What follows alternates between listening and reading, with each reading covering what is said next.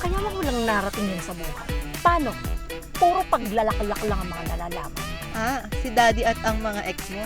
Ang ganda mo naman, Mami. Hello, Twin. Hello, Daddy. Bukas may client kami. Rarampa kami doon, kaya dapat pumunta ka, ha? Manonood kami. Hindi kayo pwedeng pumunta dahil ang tataba na ninyo, ang tsatsaka nyo pa! Queen, hindi ka sumabay dun sa kotse. Hindi po nila ako pinasasakay doon, baka madumihan ng kotse. Papira. Parang hindi ka niya anak nun ah. Queen, alam mo bang si Arjur ang tatay mo? Anong siya? Ako ang tunay na ama, Queen. Magkamukha kami nung anak ko. Oh, mula mukha hanggang ito tagot. Alam ko po na naging jowa niyo si Mami, pero hindi na ako interesado sa mga taong pinabayaan ako.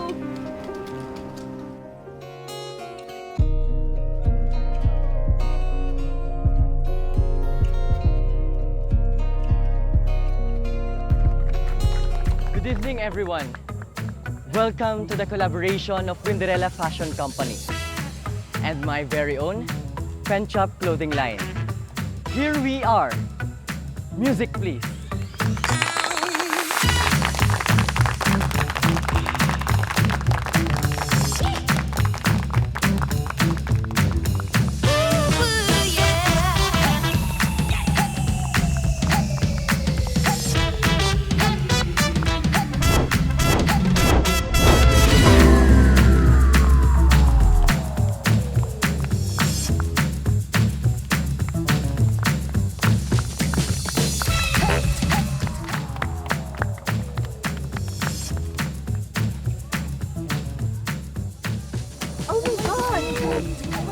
Oh my God! Anong nangyari?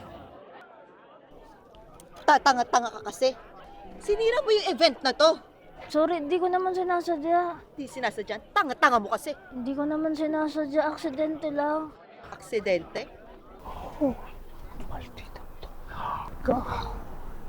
Pues eto, hindi to aksidente.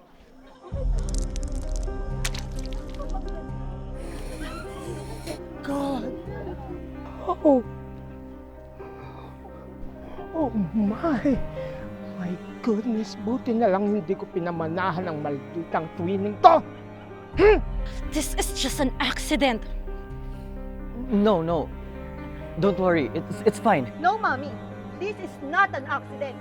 Halata namang tatanga-tanga at ingkitera yang si ate. Hindi ko naman sinasadya eh. Tama na, ha?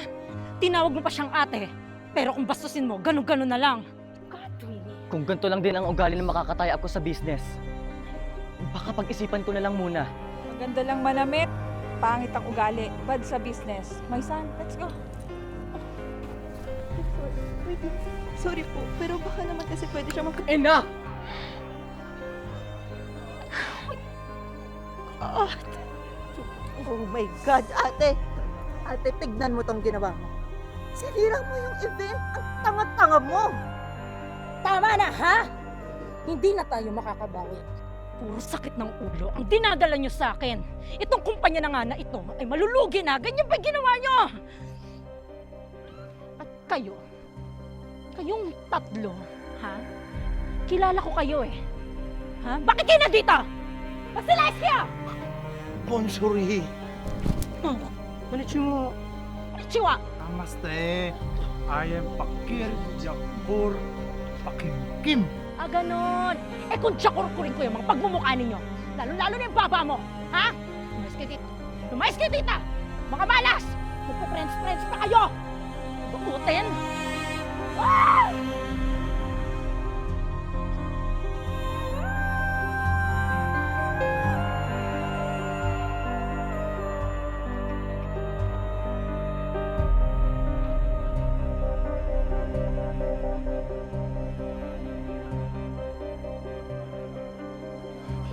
Dami sa akin!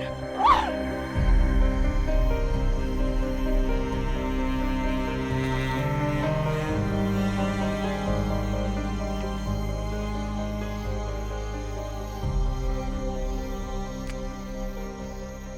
Winderella. Darating din ang araw para sa'yo. Manhalig ka.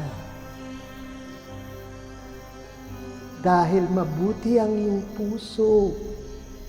And I will be your fairy godmother. Thank you, my fairy god, Mudrakel. You're welcome.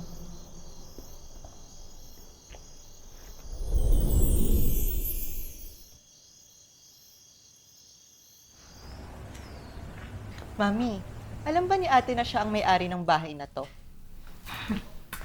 Hindi pa. Pero, nakaredy na ang mga dokumento na magsasalin sa akin ng lahat ng mamanahin niya. Kailangan niya lang yung mapirmahan bago sumapit ang birthday niya. Mami, next week birthday niya na. Alam ko. Quinderella, kunin mo nga yung envelope dyan na sa may ibabaw ng cabinet. Bilis. Sandali, Mami. Kinukuha ko pa yung envelope. For sure, pipirmahan niya agad yan. Bubita yang si ate. Konti na lang, mapapunta na sa atin yan lahat. Mapirmahan niya lang. Ay, ayan. Halika, naupo ka rito. Ito po ba, Mami? Tingin ko. Eto nga. Ayan. Halika. Pirmahan mo ang lahat ng dokumentong yan. Dali. Puro naman English naman to. Hindi ko maintindihan. Para saan ba to, Mami? Baka ba, huwag ka nang masyadong maraming pinagtatatanong. Pirmahan mo na lang. Sige na. Eto dito. Huwag mong pirmahan! Mami, sino yun? Narinig mo? Oo. Narinig ko. Boses bading. Narinig ko rin yun. Huwag ko raw pirmahan. Ano ka ba? Guni-guni mo lang. Maingay yung paligid. Sige na. Ito dito. Pirmahan mo.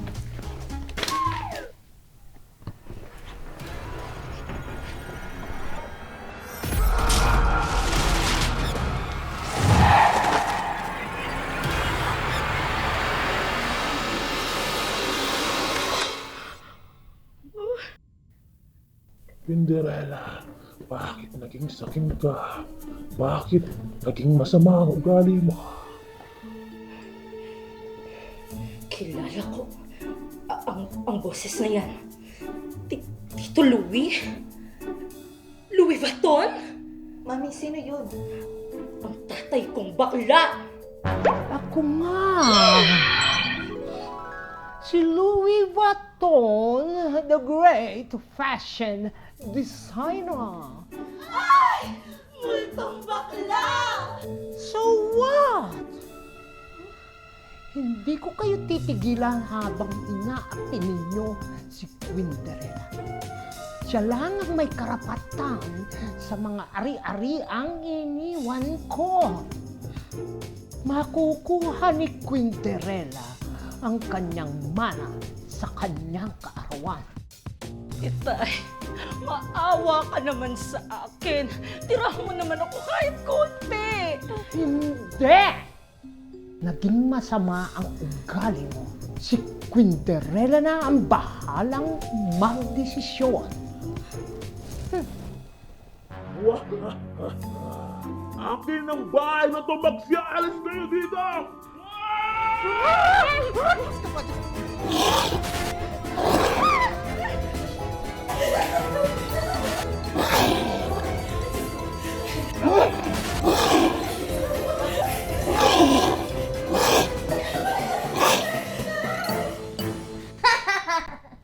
Acting lang yun! Surprise!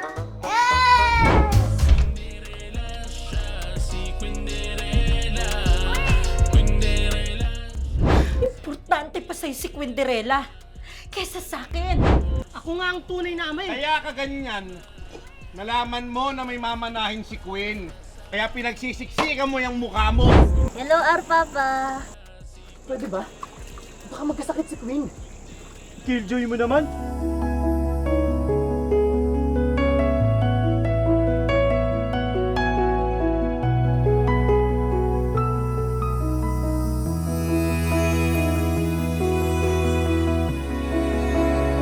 Tigil nyo yan! Ang kakapal ng mga mukha nyo! Dito ba talaga?